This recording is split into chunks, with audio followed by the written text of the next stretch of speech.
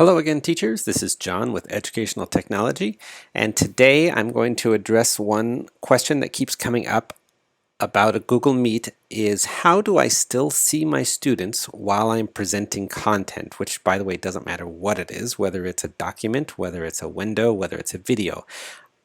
And the reasoning is I want to make sure that they are paying attention or they are engaged or that, I know right away if there's a problem, because obviously if I can't see my students or the chat, that's a problem. I could be talking to myself for a long time.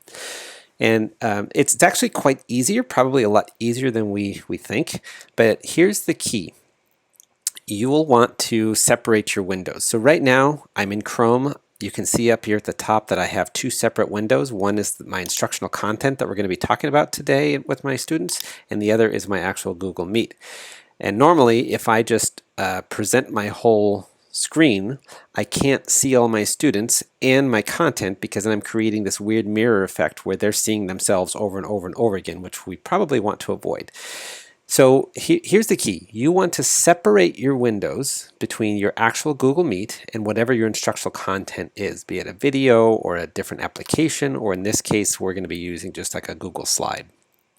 So I'm just going to grab one of those tabs, drag it down so that now I still have them open, but they're technically two different windows.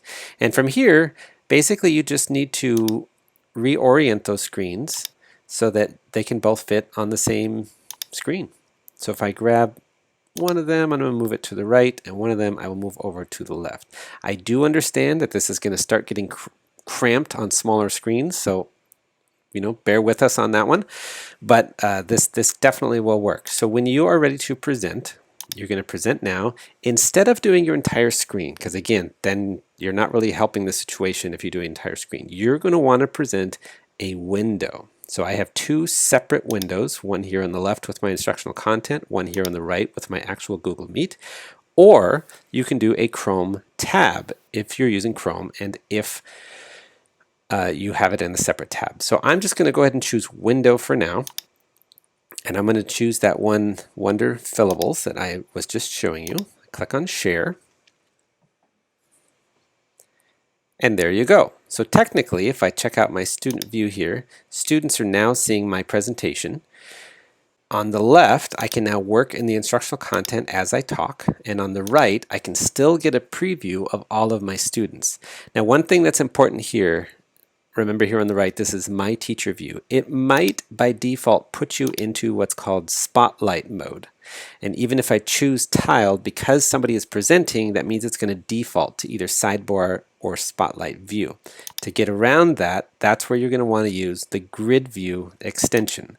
So see, if grid view is off, it's putting me into this sidebar presentation, which helps a little bit, but I'm only going to see about 4 students. So if I still want to see all my students, you will need to use the grid view extension, and then you will see all of your students tiled. And this does support over 50. I've seen nearly 100 screens in here, so I know that you can see all of your students, even if you've got a full class on the right, while you do your instructional content on the left. So anyway, just to summarize, basically you want to separate your Meet and your instructional content into 2 separate windows, or at least 2 separate tabs, so that you can keep your Meet open in one of those and your instructional content in the other, and know that your students are staying engaged, that they're still paying attention, and that you don't have any other options.